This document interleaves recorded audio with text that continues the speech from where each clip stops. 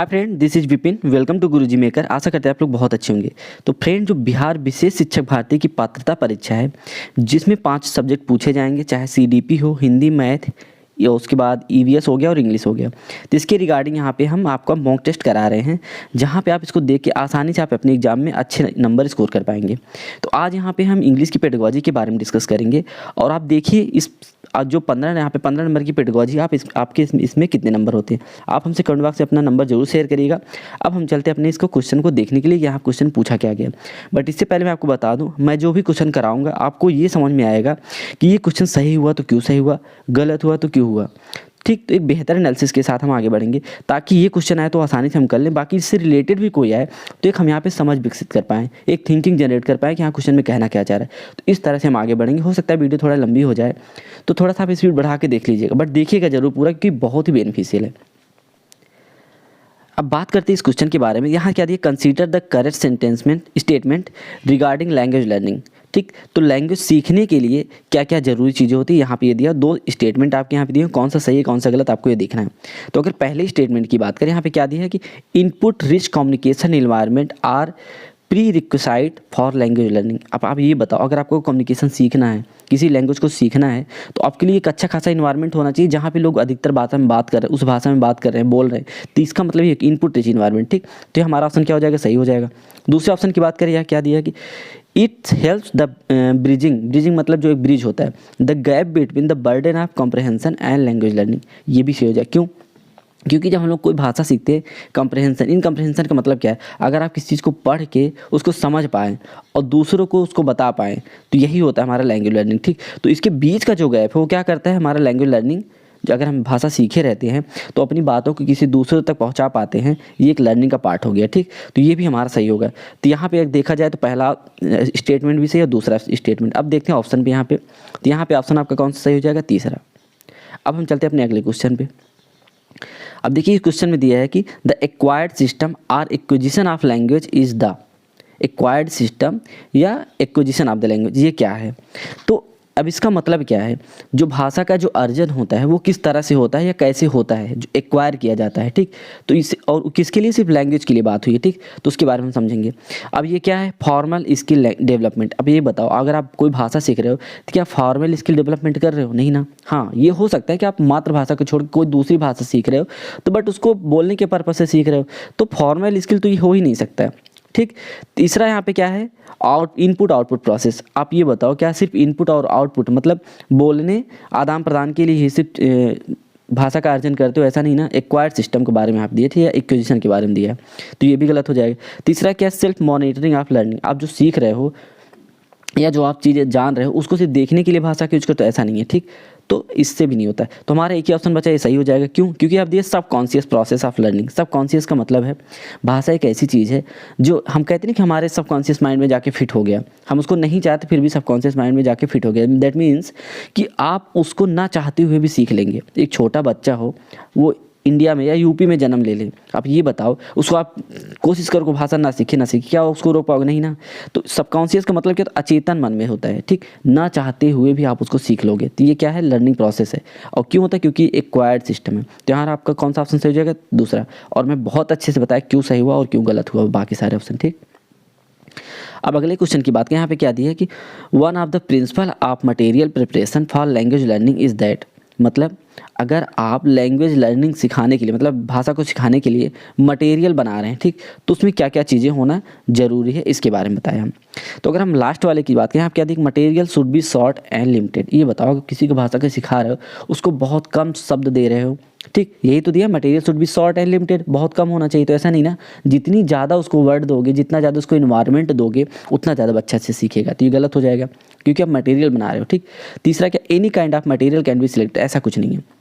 अगर आपको भाषा सिखाना है तो उससे रिलेटेड ही मटेरियल आपको वहाँ पे दिखाना होगा। ठीक, ऐसा नहीं है कि उसको और कोई चीज़ यहाँ पे मतलब कुछ अलग कॉन्सेप्ट। ये जैसे मटेरियल का मतलब कोई लैंग्वेज सिखा रहा हो, आप हिंदी का लैंग्वेज आप सिखा रहे हो, उससे रिलेटेड ही मटेरियल होना चाहिए ना। ऐसा नहीं हिंदी का मटेरियल सिखाने के लिए आप इंग्लिश का मटेरियल डाल दे रहे हो, संस्कृत डाल दे रहे हो या अरबिक डाल दे रहे हो। ठीक है, तो ऐसा नहीं है, एनी काइंड ऑफ मटेरियल, एक सिलेक्टेड मटेरियल होना चाहिए। तो ये गलत हो गया। तीसरा क्या है, material need to be granted appropriately. ठीक, इसको हम आगे देखते हैं। फिर अब बाकी देखिए, complex material should be chosen for age group. Each age group. देखो यहाँ पे क्या दिए, एक ऐसा मटेरियल जो फिक्स मटेरियल है वो हर प्रत्येक अलग अलग एज ग्रुप के लिए अलग होना चाहिए। ऐसा नहीं होता ना, अगर हमारा छोटा बच्चा उसको भी हम रिच इन्वायरमेंट देंगे ताकि अच्छे से वो बात कर पाए, अच्छा खासा माहौल देंगे, बड़ा है तब भी वही हम करेंगे। अब यहाँ पे क्या कर दिया कि ईच एज ग्रुप के लिए अलग अलग हम यहाँ मटेरियल देंगे, ऐसा थोड़ी होता है। ठीक, तो ये ऑप्शन भी हमारा गलत हो गया बच्चा, एक ऑप्शन ये सही हो जाए। क्यों?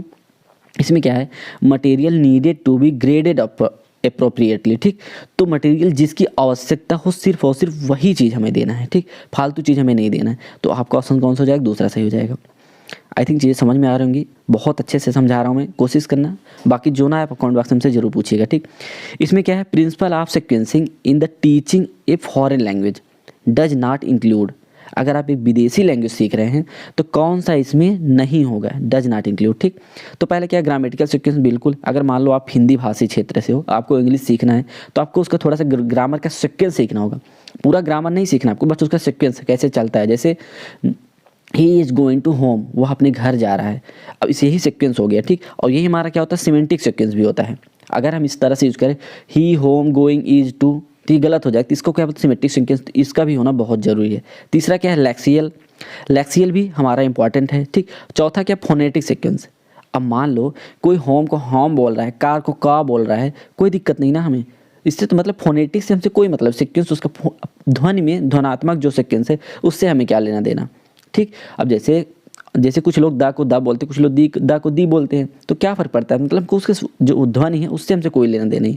तो अगर एक विदेशी लैंग्वेज सीख रहे हैं तो आपको सिर्फ और सिर्फ यही एक नॉट इंक्लूड है कि फोनेटिक सीक्वेंस से आपको कोई मतलब नहीं, वहाँ कैसे बोला जा रहा है। होता है ना, हम लोग जो हिंदी बोलते हैं या इंग्लिश बोलते हैं, विदेशी लोग दूसरा बोलते हैं उसको।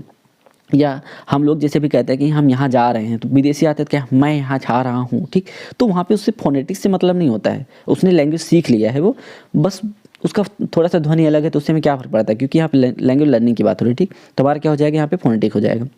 अगले क्वेश्चन की बात करें, यहाँ पे क्या दिया, grammatical rule are for learning a language. अब इसमें जो ग्रामेटिकल रूल्स हैं वो भाषा सीखने के लिए क्या है। ठीक, अब ये तो इंपॉर्टेंट है, ऐसा नहीं है ना, क्योंकि जब बच्चा पैदा होता है क्या वो ग्रामर सीखना शुरू कर देता है? नहीं ना, वो तो बोलता है और बोलता ही चला जाता है, उसको इन्वायरमेंट में जाता है। तो हम इंपॉर्टेंट बिल्कुल नहीं है। कंपल्सरी मतलब अति आवश्यक है, ये भी नहीं है। ग्रामर का रूल सीखना अति आवश्यक है बोलने के लिए, बिल्कुल, क्योंकि लर्निंग लैंग्वेज की बात हो रही है। ठीक, तो यहाँ पे क्या है, नॉट इंपॉर्टेंट, बिल्कुल महत्वपूर्ण है, कोई मतलब मैंडेटरी, मतलब एकदम फिक्स है, को करना ही करना है, ऐसा नहीं, मैंडेटरी भी नहीं है। ठीक, तो कौन सा हो जाएगा, नॉट इंपॉर्टेंट, बिल्कुल इंपॉर्टेंट नहीं है। आपको बोलना आ गया, दैट मीन्स सब कुछ सही है। लैंग्वेज लर्निंग की बात हो रही है। ठीक, तो कौन सा आपका ऑप्शन यहाँ पे सही हो जाएगा, नॉट इंपॉर्टेंट। यहाँ पे यही बिल्कुल ग्रामेटिकल रूल आपके लैंग्वेज लर्निंग के लिए बिल्कुल भी इंपॉर्टेंट नहीं है। अब चलते हैं अगले क्वेश्चन पे।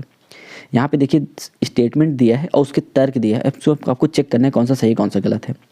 अगर यहाँ पे जो असर्शन है आपका, जो अभिकर्म जिसको अभिकथन जिसको बोलते हैं, उसमें क्या दिया, grammar is a backbone of any language. ठीक है it is the womb that give birth to sentence. मतलब इसमें कहने का मतलब क्या है, ग्रामर जो है वो किसी भाषा की रीढ़ की हड्डी होती है और किसी सेंटेंस बनाने के लिए गर्भ होता है। ठीक, गर्भ का मतलब जो हमारे मतलब लेडी जो प्रेग्नेंट उसको गर्भ, यहाँ पे उसकी बात हुई, वॉर्म की बात हुई। ठीक, तो इसका मतलब क्या है, सही है, क्योंकि ग्रामर लैंग्वेज के लिए इंपॉर्टेंट, ना कि लैंग्वेज लर्निंग के लिए इंपॉर्टेंट है। ठीक, तो कोई भी आपको भाषा का मतलब आपको बोलना है या उसका यूज करना है तो उसमें ग्रामर का इंपॉर्टेंट होता है। ठीक, इसमें कोई दिक्कत नहीं है। और ये क्या होता है, सेंटेंस बनाने के लिए एक गर्व का काम करता है, मतलब सेंटेंस बनाने के लिए सबसे अहम भूमिका निभाता है। तो हमारा कथन बिल्कुल सही, इसमें कोई दिक्कत नहीं है। ठीक, उसके बाद यहाँ पे क्या हुआ है, दिया है सेकंड में रीजनिंग, मतलब इसका तर्क क्या है, grammar rule are made easier it if the teacher teaches grammar using standard text book. ये बिल्कुल गलत हो जाएगा, क्योंकि यहाँ पे स्टैंडर्ड टेक्स्ट बुक की बात होगी जो कि हमारा निगेटिव होता है, या आप ऐसे समझ सकते हैं। ये पहला तो हमारा सही है। दूसरा क्या है, ग्रामर रूल्स दे दिया है। ठीक, तो जहाँ grammar rules made easier, grammar rule जो है उसको आसान बना देता है। क्या आसान बनाते हैं, टीचर टीचेज ग्रामर, जब टीचर उसको किसी बच्चों को ग्रामर पढ़ाता है। ठीक, तो ये हमारा क्या ऑप्शन हो जाएगा, आपको इसमें समझना होगा कि हमारे यहाँ पे ऑप्शन क्या हो जाएगा। तो ये अगर पहला सही और दूसरा गलत है तो आपका कौन सा ऑप्शन सही हो जाएगा, हम देखते हैं यहाँ पे चल के। A is correct but R is not correct, यहाँ पे तीसरा ऑप्शन आपका सही हो जाएगा। अगर इस क्वेश्चन की बात करें, यहाँ क्या दिया, when child has difficulty in understanding or expressing language that called. अगर बच्चा किसी भाषा को समझने में और उसको एक्सप्रेस करने में कोई प्रॉब्लम आ रही है तो उसको आप क्या कहेंगे, उसको क्या कहेंगे। पहला ऑप्शन क्या है, ग्रामेटिकल लैंग्वेज प्रॉब्लम, बिल्कुल नहीं, क्योंकि अगर बच्चा बोलने में प्रॉब्लम कर रहा है तो इसका मतलब ग्रामेटिकल लैंग्वेज हमसे मतलब नहीं है, ठीक, इसको हम नहीं बोल सकते हैं। दूसरा क्या है, डिलेड लैंग्वेज, ये भी कोई ऐसा कुछ नहीं होता है, ठीक, डिलेड लैंग्वेज मतलब पिछड़ा हुआ उसका भाषा, ऐसा कुछ नहीं है। तीसरा, चौथा यहाँ पे ऑल ऑफ अबव है, ये भी नहीं होगा। तीसरा ऑप्शन यहाँ पे आपका हो जाएगा लैंग्वेज डिसेबिलिटी, जिसको भाषा विकलांगता भी बोलते हैं, ठीक। अगर बच्चा समझ नहीं पा रहा है, उसको कितना भी समझाया जाए, कितना भी रिच एनवायरनमेंट दिया जाए और वो एक्सप्रेस भी नहीं कर रहा, तो उसके अंदर क्या है, भाषा भी विकलांगता है, ये भी एक तरह का विकलांगता है। तो ये बहुत इंपॉर्टेंट क्वेश्चन, क्योंकि आपके BA स्टेट के लिए बहुत इंपॉर्टेंट क्वेश्चन हो जाए, क्योंकि भाषा विकलांगता जैसे हमने शब्द बहुत कम सुना होगा, बट यहाँ पे चीज़ें ऐसी होती है। तो क्या हो जाएगा, लैंग्वेज डिसेबिलिटी। तो यहाँ आपका कौन सा ऑप्शन सही हो जाएगा, तीसरा। अगले क्वेश्चन की यहाँ बात करें, यहाँ क्या दिए, the order advocate for learning language skill. अगर आप भाषा को जो लैंग्वेज सीखने की जो क्रम दिए गए हैं, ऑर्डर है, वो कौन सा होगा। तो बताओ यहाँ पे, अगर बच्चा पैदा हो तो पहले क्या लिखना शुरू कर देता है, राइटिंग, फिर रीडिंग करता है, फिर स्पीकिंग, फिर लिसनिंग, ऐसा नहीं ना। बच्चा पहले राइटिंग, पैदा होते पढ़ना थोड़ी शुरू, लिखना थोड़ी शुरू कर देता है, ये गलत हो जाएगा। दूसरे में क्या है, रीडिंग पहले आ गया है, तो ये भी सीक्वेंस, क्योंकि रीडिंग बच्चा पैदा होते पढ़ना शुरू करता है, ऐसा कुछ नहीं, ठीक।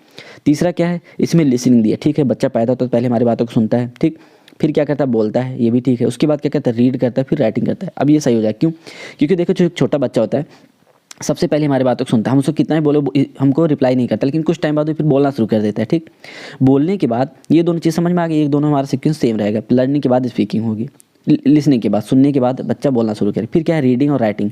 रीडिंग की बात है, आप देखे होंगे बच्चे A for apple, B for ball बोलना शुरू कर देते हैं शुरू से ही, बट लिखना उनको बाद में आता है, ठीक। तो इसी क्रम में यहाँ पे ये हमारा सही हो जाएगा, क्योंकि पहले सुनना होता है, फिर बोलना होता है, फिर पढ़ना होता है, फिर लिखना होता है, ठीक। हालांकि किसी एक स्पेशल केस में यहाँ पे रीडिंग और राइटिंग थोड़ा चेंजेस, बट ऐसा बहुत माइन्यूट होता है, तो इसको हम नहीं लेंगे, ठीक। अब इसमें क्या दिया, स्पीकिंग, बच्चा पहले बोलना, ऐसा नहीं, पैदा होते पहले बोलता थोड़ी है। तो हमारा कौन सा ऑप्शन यहाँ पे सबसे बेस्ट है, तीसरा, हमारा सीक्वेंस यही है। अब चलते हैं अगले क्वेश्चन पे। यहाँ क्या दिया है कि through which of the following language skills should be taught, मतलब यहाँ पे दिया है किस लैंग्वेज स्किल्स के सहारे आपको पढ़ाना चाहिए, ठीक।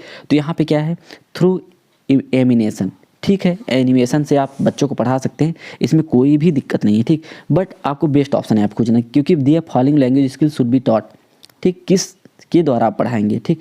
तो यहाँ पे क्या हो जाएगा, पहला थ्रू एनिमेशन, एनिमेशन से आप पढ़ाएंगे, बट उसमें क्या होगा, एक कार्टून आके बताएगा, बच्चों को थोड़ा समझ में आएगा, बट उससे बच्चा लैंग्वेज नहीं सीख पाएगा, ठीक।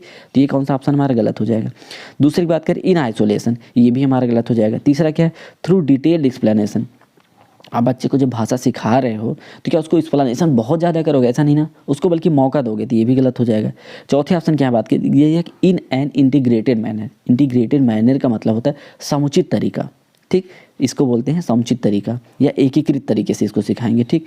तो इसका मतलब क्या हो गया, एकीकृत का मतलब क्या हो गया, बच्चे को हर वो चीज़ हम प्रोवाइड कराएंगे जो लैंग्वेज सीखने में उसको मदद करता हो, ठीक। इसका मतलब इंटीग्रेटेड का मतलब यही होता है कि जितना बहुत सारी समूह चीज़ों को देंगे, चाहे वो बोलना हो, चाहे उसको वर्ड बनाना हो, चाहे सेंटेंस बनाना हो, चाहे एक रिच इन्वायरमेंट जहाँ पे भाषा बोला जा रहा है, इस तरह का माहौल देंगे, तो बच्चा लैंग्वेज का स्किल बहुत जल्दी से सीखेगा, ठीक। तो हमारा कौन सा ऑप्शन है आपसे हो जाएगा, चौथा, इन एन इंटीग्रेटेड मैनर, ठीक। अब चलते हैं अगले क्वेश्चन पे। यहाँ दिया कि Rohit a English teacher is planning to evaluate the speaking skill of his student, ठीक। रोहित जो है एक इंग्लिश टीचर है, अपने बच्चों को जो स्पीकिंग स्किल है उसको देखना चाह रहा है, उसको इवेल्युएट करना चाह रहा है। तो इसमें कौन सा वो क्या करेगा, मतलब main focus of evaluating speaking skill, ठीक। यहाँ पे 4 चीज़ें हैं, इसमें सबसे ज़्यादा किस पे ध्यान देगा। पहला क्या है, एक्यूरेसी ऑफ प्रोनाउंसिएशन। अब ये बताओ, अगर मान लो कोई बच्चा बोल रहा, हो सकता है थोड़ा सा हकला के तो तुतला के बोल रहा, बट यहाँ पे स्पीकिंग की बात हो रही, स्पीकिंग स्किल की बात हो रही, मतलब बोल कैसे पा रहा है, ठीक। तो क्या हो जाएगा, ये ऑप्शन सही होगा, बिल्कुल नहीं सही होगा, क्योंकि एक्यूरेसी पे कोई मैटर नहीं करता, ठीक। हो सकता है बच्चा बहुत स्लो से बोल रहा है या बहुत हाई फाई बोल रहा है, तो यहाँ पे फ्लुएंसी की बात हुई, एडुकेसी ऑफ फ्लुएंसी, बहुत धारा प्रवाह से बोल रहा है, ऐसा नहीं है, सारे बच्चे धारा प्रवाह से नहीं बोलते, कुछ लोग बहुत आराम से बहुत सहजता के साथ बोलते, कुछ बहुत जल्दी जल्दी बोलते, कुछ बहुत बेहतरीन बोलते, कुछ थोड़ा ख़राब बोलते। बट स्पीकिंग की अगर बात है तो वो बच्चा जो हमसे कहना पा रहा है उसको हम समझ पा रहे हैं, ये सबसे ज़्यादा इंपॉर्टेंट होता है। तो वहाँ पे ना तो एक्यूरेसी का इंपॉर्टेंस है ना तो फ्लुएंसी का। तीसरा क्या है, कम्युनिकेटिव कॉम्पिटेंस, ये सबसे इंपॉर्टेंट हो जाए। क्यों? क्योंकि अगर वो कम्युनिकेशन बिल्डअप कर पा रहे हैं, दैट मीन्स कम्युनिकेशन बिल्डअप का मतलब क्या है कि जो बोल रहा है उसको हम समझ पा रहे हैं, ठीक। तो वो क्या हो जाएगा, कम्युनिकेटिव कॉम्पिटेंस हो जाएगा, ठीक। तो ये मेन तो यही होगा। स्पीकिंग स्किल का मतलब क्या होगा कि बच्चा अगर कोई चीज़ हमको बोल के अपनी बातों को व्यक्त कर पा रहा है और उसको हम समझ पा रहे हैं, रिप्लाई कर पा रहे हैं, यही तो कम्युनिकेटिव कॉम्पिटेंस हो गया। तो सबसे ज़्यादा टीचर किसको प्रेफर करेगा, इसी को प्रेफर करेगा ना। तो हमारा कौन सा ऑप्शन सही होगा, तीसरा। चौथे की बात क्या थी, accuracy of pronunciation and adequate fluency, ये भी गलत हो जाएगा हमारा, ठीक। तो यहाँ पे कौन सा ऑप्शन आपका सही हो जाएगा, कम्युनिकेटिव कॉम्पिटेंस। समझ में आया होगा क्यों सही हुआ, ठीक। अब चलते हैं अगले क्वेश्चन पे। यहाँ दिया decoding the evaluating language proficiency refer to, मतलब एक लैंग्वेज को जो प्रोफिशिएंसी उसको डिकोड करना है तो आप क्या करेंगे, ठीक। तो अब देखो डिकोडिंग का मतलब आपने कोडिंग डिकोडिंग रीजन में पढ़ा होगा, तो मतलब जो बोल रहे हो उसको या जो कोई बोल रहा है उसको आप समझ पा रहे हो, तो यही तो डिकोडिंग करना हो गया, ठीक। तो ये यहाँ पे, तो इसके बारे में अगर हम यहाँ पे बात किए तो पहला ऑप्शन की बात करें क्या दिया, the ability to enhance reading error. अब ये बताओ इन्हेंस रीडिंग एरर मतलब अगर जो आप रीडिंग एरर कर रहे हो उसमें आप उसकी एबिलिटी को जो चेक कर रहे हो वो है यहाँ पे, ठीक। तो ये भी गलत हो जाएगा, क्यों, क्योंकि the ability to enhance reading error, ठीक। जो रीडिंग की एरर आ रही है उसको आप जान पा रहे हो, बता पा रहे हो, इससे मतलब थोड़ी है, क्योंकि आपको एरर से नहीं मतलब है, आपको जो आउटकम मिल रहा है उससे मतलब, क्योंकि आप डिकोड कर रहे हो, ठीक। तो उसकी रीडिंग एरर से आपको कोई लेना देना नहीं है। दूसरा क्या है, the ability to hear sound to build the write the word, build and write word, ठीक। तो मतलब आप जो बोल रहे हो उसको आप सुन के सही से लिख पा रहे हो और उसका साउंड को बिल्ड कर पा रहे हो, तो ये भी नहीं होगा, क्योंकि डिकोड करना है ना आपको, जो बोल रहा है बच्चा आपको समझना है, तो यही मेन होता है। तीसरा क्या है, the ability to read individual word and to sound out unfamiliar word accurately. अब इसका मतलब क्या है, मतलब कोई ऐसा वर्ड जो आप कभी सुने ना हो उसको भी समझ के अगर आप आगे कर ले रहे हैं, उसको आप समझ पा रहे हैं, तो यही तो मेन होता है। मान लो कोई बच्चे के पास ऐसा वर्ड आ गया, डिकोडिंग का मतलब क्या हो, कोई ऐसी चीज़ है जिसको आप नहीं जानते हो उसको आप डिकोड कर लिए, उसके बारे में जान गए, तो वही तो डिकोडिंग हो गया। तो वही यहाँ पे दिया है, the ability to read individual word and to sound out unfamiliar word accurately. कोई ऐसा वर्ड आ जाए जिससे बच्चों की समझ नहीं हो फिर भी वो उसको उसके बारे में बता दे रहा है, तो यही तो डिकोड कर पा रहा है ना। तो सबसे बेस्ट ऑप्शन क्या हो जाए, यही हो जाए, क्योंकि यहाँ पे दिया ना unfamiliar word accurately sound out, जिस चीज़ के वर्ड के बारे में उसको नहीं पता है उसको भी एक्यूरेटली अगर वो साउंड आउट कर पा रहा है, तो यही तो हमारा डिकोडिंग हो जाएगा, यही तो हमारा इवेल्यूएशन ऑफ लैंग्वेज प्रोफिशिएंसी हो जाएगा, ठीक। तो ये ऑप्शन सही हो जाएगा। चौथे ऑप्शन की बात किया, the ability to provide remedial class. Remedial classes मतलब कि उपचारात्मक शिक्षण, यहाँ इसका डिकोडिंग से कोई लेना देना नहीं, क्योंकि रेमेडियल का मतलब क्या होता है, एक ऐसी चीज़ जहाँ पे मतलब एक डॉक्टर जो होता है वो जाके चेक करता है कि प्रॉब्लम क्या, उसके बाद दवा देता है। तो रेमेडियल का मतलब यही है, एक टीचर क्या करता है क्लास में ये चेक करता है कि प्रॉब्लम क्या है बच्चों को, उसके हिसाब से पढ़ाता है, तो इसको रेमेडियल क्लासेस बोलते हैं। तो ये अलग चीज़ है, ठीक। तो यहाँ पे आपका कौन सा ऑप्शन सही हो जाएगा, तीसरा। क्यों, क्योंकि अनफैमिलियर वर्ड पाके भी अगर एक्यूरेटली उसको साउंड कर पा रहा है, दैट मीन्स उसकी जो इवेल्यूशन ऑफ लैंग्वेज प्रोफिशिएंसी वो सही हो चुकी है, ठीक। अब हम चलते हैं अगले क्वेश्चन पे। यहाँ क्या दिया, smart board is. Smart board का मतलब क्या है, एक विजुअल ऐड है, ठीक। हो सकता है एक ऑडियो ऐड है, ठीक। एन ऑडियो ऐड का मतलब क्या होता है, एक जैसे हम बोलते हैं टीचर TLM जिसको बोलते हैं टीचिंग लर्निंग मटेरियल, तो ये एड्स होते हैं। अब देखो एक क्लासरूम है, मान लो वहाँ पे वाइट बोर्ड है या ब्लैक बोर्ड है, तो वहाँ पे देखो जो बच्चे कम देखते हैं या कम सुनते हैं उनको प्रॉब्लम होगी, क्योंकि आप अगर मान लो छोटा छोटा लिख दें उनको देखने में प्रॉब्लम हो रही है, ठीक। ये आपकी बहुत अच्छी राइटिंग नहीं, क्योंकि अगर आप टीचर जरूर की बाकी बहुत बेहतरीन राइटिंग हो सकता थोड़ा सा आप कर्सिव में लिखते हैं या सही से चीज़ें ना लिखते हो, तो क्या आप विजुअल में और ऑडियो में आपको प्रॉब्लम आएगी। तो स्मार्ट बोर्ड रहने पे सबसे ज़्यादा फायदा किसको होता है, एन ऑडियो विजुअल ऐड है। ये क्या है, एक ऑडियो विजुअल ऐड है, जिसको जो दृष्टिबाधित हैं उनको भी इसमें मज़ा आएगा देखने में, और जो कम सुनते हैं उनको भी मज़ा आएगा, क्योंकि उसमें साउंड वगैरह निकलता है, ठीक। तो स्मार्ट बोर्ड का मतलब यही होता है। नन ऑफ दिस का कोई ऑप्शन नहीं है, हमारा कौन सा ऑप्शन सही हो जाएगा, ऑडियो विजुअल। देखो स्मार्ट क्लास जो यूट्यूब पे यहाँ पे क्लासेस चला रहे हैं टीचर लोग, वो स्मार्ट बोर्ड से ही पढ़ा रहे हैं, हमको कितना अच्छा लगता है। अब उनको रफ नहीं करना है, अब पहले क्या था लिखो फिर रफ करो उसको, ठीक। तो इंटरेक्टिव ही नहीं होता था, ये स्मार्ट बोर्ड थोड़ा इंटरेक्टिव रहता है, बच्चे जल्दी सीखते हैं। इसमें बात करें क्या, is a great utility of teaching English pronunciation accent and intonation.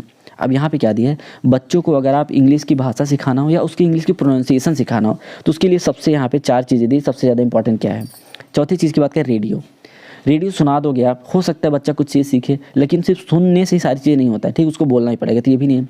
Film दिखा दो, फिल्म बच्चा सिर्फ देखेगा, देखने से ही सिर्फ वो सिर्फ देखेगा, वो बोल नहीं पाएगा, ठीक। और क्या है ये क्या है, एपिडायस्कोप, इससे भी नहीं होगा। हमारे पास बचा ऑप्शन चौथा सही हो जाए, क्यों, क्योंकि लेंगुआ फ़ोन एक ऐसी डिवाइस है, एक एक्सटर्नल डिवाइस है जिसमें एक हेडफोन कनेक्टेड होता है। बच्चों को आप ईयर मतलब उनके कानों में अगर लगा देंगे तो क्या होता है, वो कम्युनिकेट करते, जैसे कहता है कैट, तो उसमें आपसे खुद बोलेगा, बच्चों से आप भी रिपीट करो तो बच्चा भी बोलेगा कैट, तो उसका प्रोनाउंसिएशन यहाँ पे बहुत अच्छा हो जाएगा। तो जो यहाँ पे लिंगुआ फ़ोन है इसका काम यही होता है। अब जब बच्चे को आप हेडफोन पहना देंगे तो वो कहेगा होम, तो बच्चा भी होम बोलेगा, तो वो सुन भी रहा है और उस चीज़ को कॉपी भी कर रेप्लिकेट कर रहा है, तो उसका प्रोनाउंसिएशन अच्छा होगा ना। तो सबसे अच्छा ऑप्शन यहाँ पे कौन सा आपका हो जाएगा, लिंगुआ फ़ोन। अब चलते हैं अगले क्वेश्चन पे। यहाँ दिया the objective of a remedial teaching in English language are. अब देखो रिमीडियल टीचिंग बारे में क्या बताया था, इसको आप हर क्लास में लगभग ये रिमीडियल टीचिंग आ ही जा रहा है क्योंकि बहुत इंपॉर्टेंट है। उपचारात्मक शिक्षण इसको बोलते हैं। क्यों? रिमीडियल का मतलब ये होता है कि आप बच्चों में पहले देखिए उनकी कमियाँ क्या हैं। उपचारात्मक मतलब उपचार करना। देखो डॉक्टर क्या होता है, जब आप पेशेंट बन के जाते हैं तो पहले उपचार करता है, आपको डायग्नोसिस करता है कि आप में प्रॉब्लम क्या है, उसके हिसाब से दवा देता है ना। तो यही सेम चीज़ टीचिंग में अप्लाई होती है। एक टीचर को बच्चे के अंदर जो कमी है उसको देखना चाहिए, उसके हिसाब से शिक्षा देना ही रेमेडियल टीचिंग कहलाता है। आई थिंक आपको ये समझ में आ गया होगा। अब देखते हैं ऑप्शन के बारे में।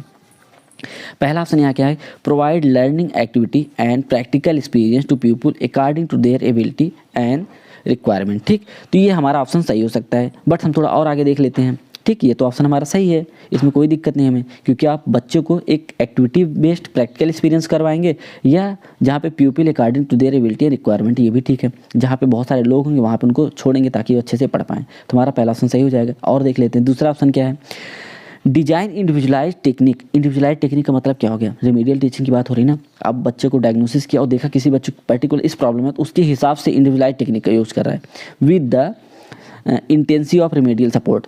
तो बिल्कुल सही है, कोई दिक्कत नहीं, क्योंकि रेमेडियल टीचिंग की जहाँ बात हो रही है इंडिविजुअल को देखना पड़ेगा, आपको लेके चलना पड़ेगा। अब देखो दो ऑप्शन यहाँ से होगा तो ऑल ऑफ आपका सही हो जाएगा, बट हम तीसरा भी देख लेते हैं। क्या दिया है, help the people to get rid their common or specific weakness. अब इसका मतलब क्या है, जो आप वहाँ पे स्पेशल आप उसका कोई स्पेसिफिक वीकनेस होगा उसको आप यही तो देखते हैं ना, उसको पॉइंट आउट कर पाते हैं। रेमेडियल का मतलब क्या हो, जो उसके अंदर कमियां हैं उसको तो आप निकाल लेते हो ना। तो वही पे यहाँ दिया, help the people to read their common or specific weakness. जो भी उसकी कमजोरी उसको आप दूर भगाने में आप उसकी मदद करोगे, तो यही तो रेमेडियल टीचिंग है। तो यहाँ पे आपका चारों का चारों ऑप्शन से तीनों का तीनों ऑप्शन से हो जाएगा, तो ऑल ऑफ फेवर हो जाएगा। ठीक, आई थिंक चीज़ें समझ में आएंगी। अगर आप रेमेडियल टीचिंग बारे में अच्छे समझ गए होंगे तो इससे रिलेटेड कोई भी क्वेश्चन आएगा आप आसानी से कर लेंगे, कोई भी दिक्कत नहीं होगी। ठीक, इस क्वेश्चन की यहाँ बात करें, आप क्या दिए, the main purpose of using oral drill.